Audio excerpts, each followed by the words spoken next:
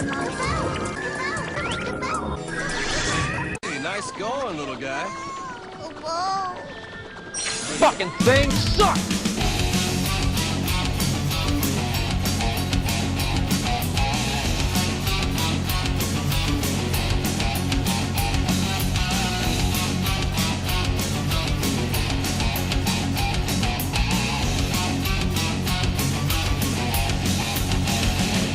From the outset, Final Fantasy XIII-2 demonstrates in appreciable fashion that it's chosen to persist in the previous title's flashy aesthetic vapidity. How does the game ameliorate the perception that the series has devolved into a trite, serialized, marginally interactive music video, you ask?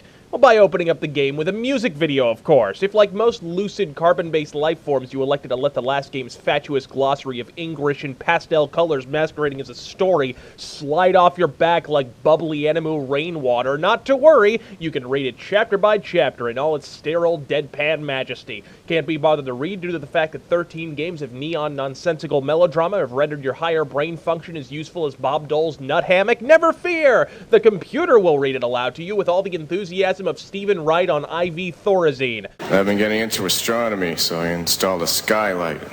People who live above me are furious. But fret thee not, for what it lacks in elocution, it makes up for in ambiguity. We resume our melodramatic escapades to find that both lightning and snow have gone bye-bye, both after embarking on seemingly menial errands. Alright, let me see if I understand this. Lightning left, never came back. Snow went to look for her, never came back. Why does this Pepto-Bismol-headed bitch keep letting her friends leave? It's like a fucking death sentence. You'd think after losing her entire immediate family to the Bermuda shopping trip, she'd begin to see a pattern developing. Though after further review, take a long, hard look at what this walking Animu cliché is wearing. Does it look like she's familiar with the concept of patterns? Painted on toga tube top smashed against her waifish figure by hot fucking pink sandwich board lederhosen? Pink high tops, leg warmers, and a side ponytail? Rainbow Bright has two words for you, bitch. Earth tones. What? What was that?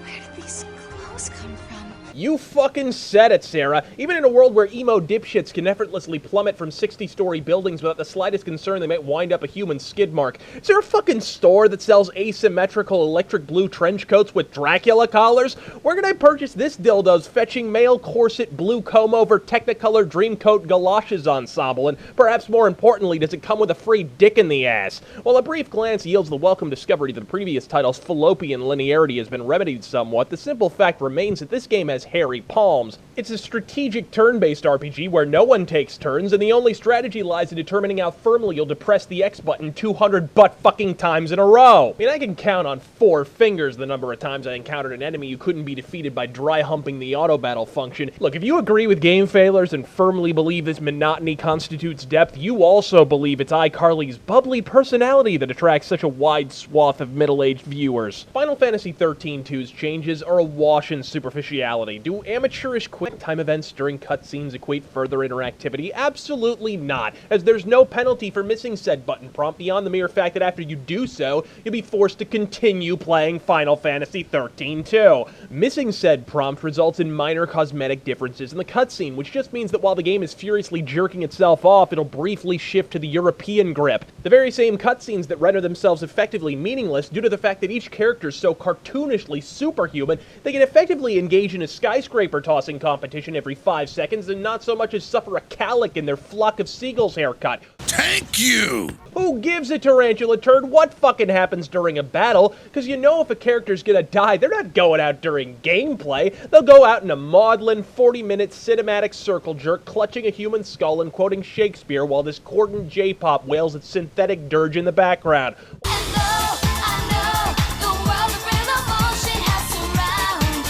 While some may argue that the game's contemptible story alone makes Final Fantasy XIII-2 a truly awful game, I disagree. Really, it's the fact that the contemptible story unfolds at a pace that makes you want to prescribe Ritalin to a sloth. Forcibly ingesting this venal literary dreck is bad enough, but sitting through cutscene after agonizing cutscene, only occasionally tapping a button to deliver a dialogue response to a character the game is yet to provide you with adequate impetus to give a fraction of a fuck about, That's torture under Geneva statutes. Into the whirling cacophony of desultory narrative plummets the comb-over-bedecked figure of Noel, who hails from a future devoid of life and believable character motivation. Riddle me this. If Noel's from that far in the future, why does he still look like he was dressed by a blind, one-armed autistic retard? I'm pretty sure if I hit 88 miles an hour in a fucking DeLorean long enough to land in the Battle of Poitiers, not one asshole would know what the fuck language I was speaking, much less what a pair of jeans was. And is that a necklace I spy dangling from our dashing young protagonist's lanky, effeminate neck? 3 guesses as to what item of FF merchandise will be added to the Squeenix online marketplace next.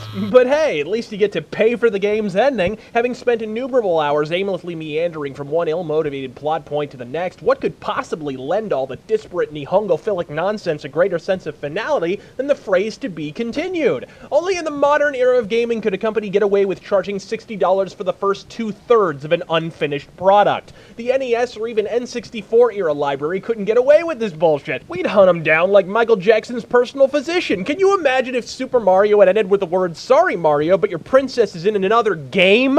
Perhaps even more baffling are the Olympian leaps of facile logic the game and its predecessor repeatedly require the player to make. Even if we accept the batshit premise that an obese flying cat can turn into a fucking bow and arrow, who the fuck trained generic JRPG protagonist number 5,071,000,071 in its operation? This kid isn't fucking Legolas. He wished upon a star, wound up in Valhalla, and now he's playing William Tell with a fucking Gundam while riding a robotic unicorn at 75,000 feet. Did a single syllable of that sentence make any goddamn sense? I'm well acquainted with the concept of suspension of disbelief, but you better put that shit into cryostasis before you boot up this fucking lunacy. Moreover, I understand that it's a fantasy, hence the nomenclature, but I'm fairly certain if Frodo started shitting rainbows and breakdancing with tiger sharks, the mere fact that Lord of the Rings is a fantasy would in no way absolve it of being goddamn ridiculous. It's only when you attempt to logically digest the inherently illogical storyline of all modern Final Fantasy games that you begin to appreciate the fact that the series' fan base serve as far better stewards of Final Fantasy lore than do Square Enix themselves. Which is why it's only after surveying the bizarre Nihongo-philic conglomeration of anomalous humanity that comprises the series' fan base that you can fully appreciate how exquisitely fucked this franchise truly is.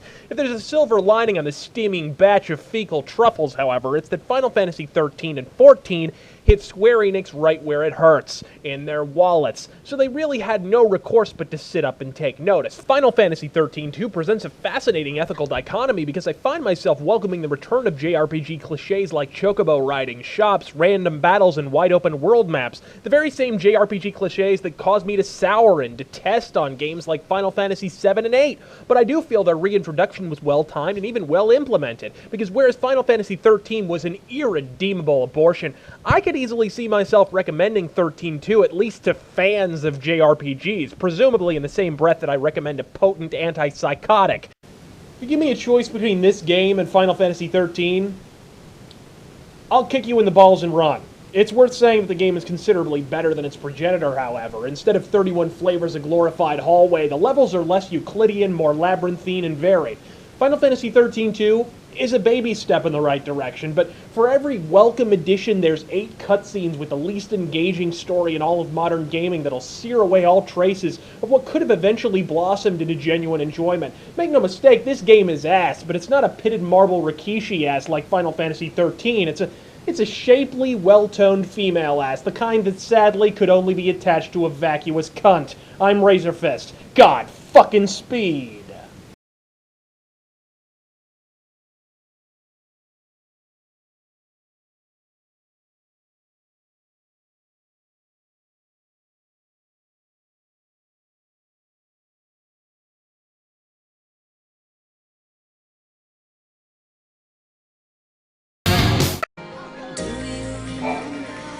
I got a question for you. Who's this Snow person? A boyfriend?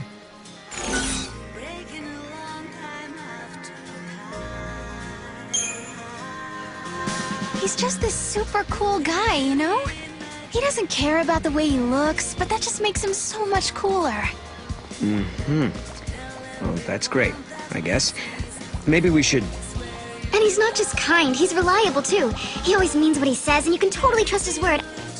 I mean, he's my hero. Oh, and I know you're thinking no one's perfect. I know he has his flaws, and sometimes he makes me so mad, but I love that about him too. No other guy can compare to my hero. I get it. Can we just get back to... He has this amazing body, and his face is so handsome. He's tall and broad, and he makes me feel so safe. Shut up! Shut up! Shut